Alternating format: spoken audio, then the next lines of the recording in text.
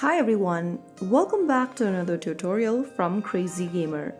Today in this video, I'm going to show you how to delete a character preset in Once Human.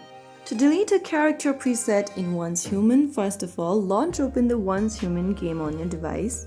And once you're inside the game world, go ahead and tap on the menu button at the top right corner. From the menu that appears on the screen, click on Cosmetics.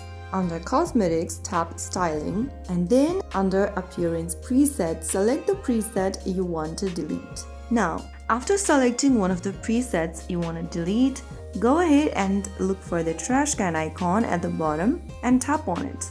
Click the Confirm button in the pop-up to delete the particular preset. Now, once the preset is deleted, you cannot recover it back, and it will be removed permanently. So that is how you can easily delete one of your character presets in Once Human.